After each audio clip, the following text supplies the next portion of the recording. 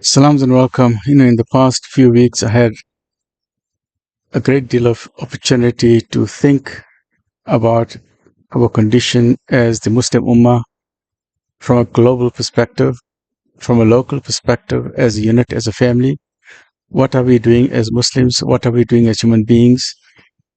And as Muslims, we're all pondering and thinking, what is the state of Islam? What is the state of Muslims as we see it today, whether it's on the global platform or on local affairs or on national affairs, continental affairs, or international affairs.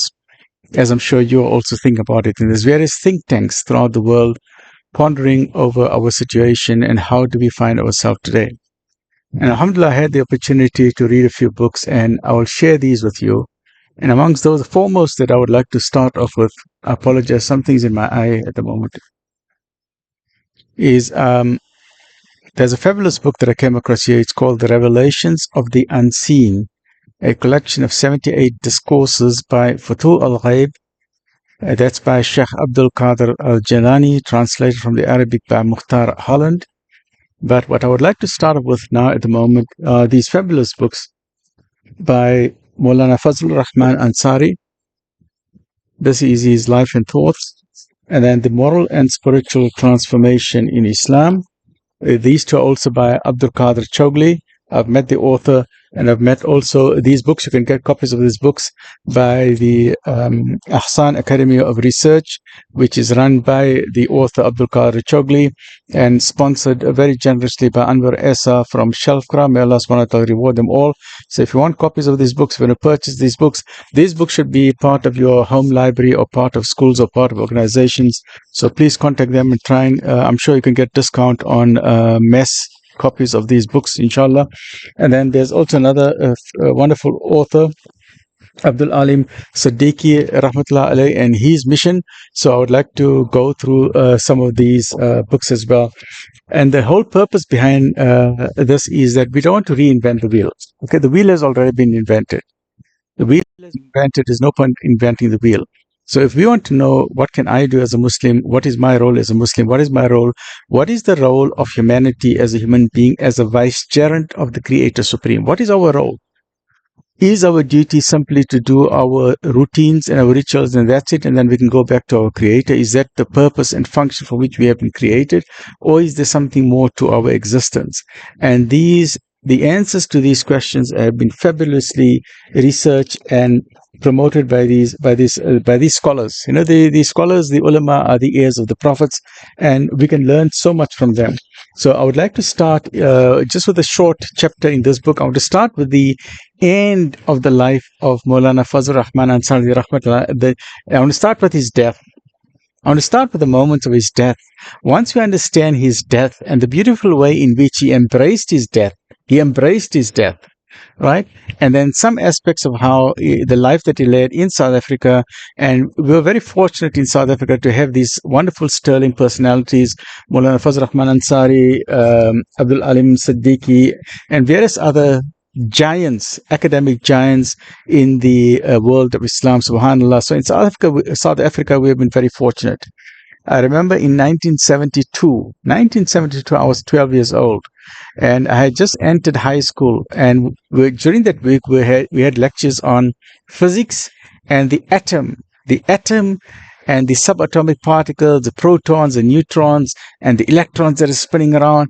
And I was so amazed by that. And when I went to mosque that evening, here was this international scholar, and I thought it'll be another routine lecture. Okay, must pray your namaz, and must fast, and must keep a beard, and must be humble. Nothing wrong with it. Those are all foundational pillars of Islam. But here was a man with a turban, right, with a turban, speaking in English, and he's talking about physics, and he's talking about matter and antimatter. He's talking about energy and dark energy, and he's talking about atoms. And I was so absolutely amazed, because up to that time, up to the age of 12 years, I did not know that there was a link within religion and science. But as the years went through, alhamdulillah, both these scholars, both Fazlur Rahman Ansari and Abdul Siddiqui, why I love them, why I love the way they're thinking, is because they bring the harmony between religion and science, and they're absolute passion for education and knowledge. And the way that we can transform ourselves as individuals, as human beings, is through education and knowledge. And that is why I'm so passionate about education, knowledge, about book reading, Iqra, and about the human brain. That means our human brain, we don't want to put it in a cage. If we don't focus on reading, then our brain goes into the cage. And that is why we need to focus on what we need to do as human beings, subhanAllah. Right. So let me just start with the end of the life of Maulana Fazlur Rahman Ansari, Rah'ma'tul'laah. And from there, let's see some of the glimpses into his personal life when he was in South Africa. From there, once we've done that, then I would like to then start with his life and works, because once we had a taste of this fellow, then I would like to start, inshallah, with his work, Fazlur Rahman Ansari, his life and thoughts by Abdul Kader Choughley, and then we'll go into the moral and spiritual transformation in Islam. I think and this is my appeal to the Gen Z and the youth. In every generation, they are youth, and we need to reinvigorate the scholarly works that we have amongst the scholars of Islam. Right, so let's look at, I can't read with my specs, so let's look at this. So Maulana Ansari's zeal for Islam and his mission sustained the last days of his life. His devoted colleague and lecturer at the Alimiya Institute, Maulana Sayyid Abdul Bukhari, said, and I quote, Maulana Ansari's concern for the Ummah and its future was ingrained in his mind and in his soul. He said, now this is what Maulana Ansari is saying. After all this hard work and lifelong research, I have been able to discover certain truths and diagnose the ailments of the Muslim Ummah. How I wish that Allah grants me a few years more to work, so that I may put in my little contribution, which is best in me, for the furtherance of the cause of Islam and Muslims. So these are people absolutely wonderful. He dedicated his entire life to the deen of Islam, and yet he was still hungry for doing more and more, subhanAllah. But that was not to be. But Allah willed, and I'm continuing with the quotation by Maulana Sayyid, but Allah willed that he should rest after a life that was full of hardships, trials, tortures, and self-sacrifice. Before he was hospitalized, he had given a particular task to some of the members of the teaching staff of the Alimiya Institute. When the writer of these lines visited him in hospital, he lay in a state of swoon. After a short while, he opened his eyes, looked at the writer. There appeared a feeble smile on his lips, and he said, "How is the work progressing?" He was so weak that his voice sounded as if coming from quite a long distance away. When he was told it was progressing in the normal way, he sighed and said, "Tell them that I shall see it when I come back home." He did come back home, but not to stay, for soon he had to leave for his eternal abode of bliss in the Akhirah. His humility and devotion to his mission were rewarded with an abundance of knowledge which often was beyond the realm of human comprehension. On his deathbed, he said to his wife, Amatas Sabiha, his life companion, and I quote, "I feel as though the world of knowledge has only now been unveiled to me, and all my life I have been a child, grasping tentatively for a ray of knowledge here and there." Look at the humility of this man with such an immense brain of knowledge, subhanAllah. Mustafa Fazil, Maulana Ansari's only son, who succeeded Muhammad Jafar as Khalifa of the Qadiriya order, provides the following account of his father's last moments, and I quote, this is from his son. "It was the early hours of Monday, 6th of June, 1974, when Dr. Ansari was in intense pain and realizing that the doctors could not do anything, he then said, 'Okay, it is now time to leave.' So he told everyone to leave the room. He asked me to open all the doors and windows of the room and to give him space. His powerful voice echoed with the melody of Surah Rahman." What a beautiful surah, subhanAllah. So in his final moments, he was reciting Surah Rahman, expressing from the core of his heart his gratitude to his Lord. As he approached the end of the surah, his voice started to fade in slower rhythm. During all this time, he raised his right hand umpteen times, as if shaking hands with things that we cannot see. The whole house appeared to be electrified. With his voice gone, one could see his tongue uttering Allah, Allah, Allah.